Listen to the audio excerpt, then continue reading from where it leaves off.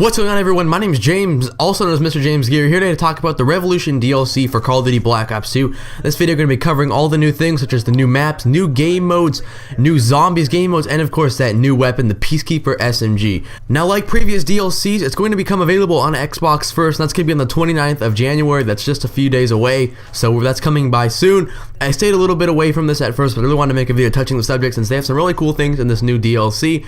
Starting off, we have 4 new maps: Downhill, Hydro, Mirage, and Grind. For the first multiplayer map, we have Downhill. It's in the ski country of the French Alps, which means it's going to be snowing, a snow map. I love snow maps. You also have to work your way basically down the hill and through the ski lodge. That's where all the fighting is going to be taking place. Now, players are also going to have to battle their way around the moving gondola or ski lift system that's moving around. That's one thing I really like about this DLC. There's a lot more components to this DLC than just gun-on-gun gunfights. There's lots of moving items such as the gondola system. And on this next map, Hydro, players have this opportunity on Hydro to control the hydroelectric dam, spilling water through and out places of the map, easily taking out players. That's another thing you really have to be aware of, and that takes place in a hydroelectric dam facility over in Pakistan. Now, like I said, when you can easily fill that dam with water, that's player controlled, so next thing you know, you maybe see a lot of water coming next to you. I definitely get out of the way for that one. Next up, we have Mirage, and that's going to be basically sand dunes kind of luxury resort. We saw a map like that in MW3. It's going to be in the Gobi Desert, which is going to have a mix of kind of a long range and short range distance. It does look similar to a map we saw in the campaign. I really like this map. I like sand maps. I like snow maps. Two big things.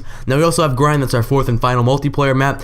It's in skateboarding kind of Venice Beach. Now, they kind of took a twist on this. It's kind of hard to corner camp in this map because there's not really going to be any corners. The whole map is going to kind of be put in the middle of the skate park, and all the corners are going to be curved up because it's going to have half pipes, all the ramps, all that stuff. Epic skate park for the multiplayer environment. It's really going to put a new playstyle into your head with this new kind of curved architecture. It's really going to make you kind of change up your playstyle. This map is going to be infamous for flanking and long and short range gunfights. Definitely recommend where you go. It's going to make you rethink your shots because this map is going to have such a new architecture. It's going to make players feel out of their comfort zone, that's for sure. Now, heading over to zombies, we have the first zombies co-op map, which is called Die Rise. It's in the Far East. It's actually a Chinese city. There's going to be collapsed skyscrapers to overcome a zombie infestation. All over the place, there's going to be remains of this obliterated Chinese city. Now, there's going to actually be a new wonder weapon, from what I understand. It says players will wield powerful, upgradable weaponry as well as combine new buildable devices.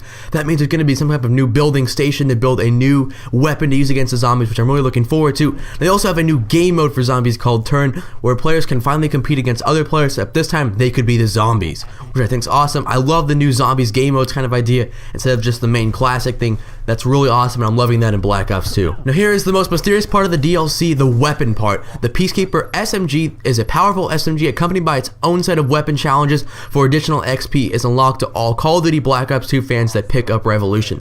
Now, this is big. Everybody thought it was going to be a zombies weapon because, you know, in past games such as Black Ops 1, they added DLC weapons, but they didn't really promote it too much. There'd be new maps such as Moon where they add new weapons, but they wouldn't promote it. This is actually a new weapon for multiplayer. I'm not sure how it's going to work if you're still going to be able to pick up the gun if you do not have the DLC, or if it's only going to be paired with people that have the DLC. But this is big. There's going to be a new weapon in multiplayer. It's supposed to be a combination between an SMG and an assault rifle, but it's going to be classified supposedly as an SMG.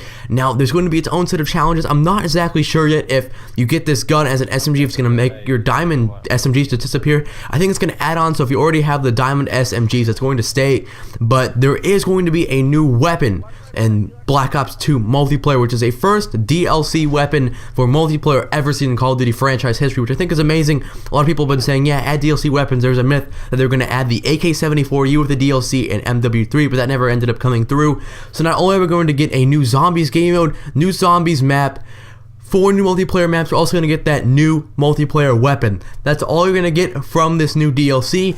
Now, I put in the description and as one of the most recent videos a thing talking about if you should get the season pass for Call of Duty Black Ops 2.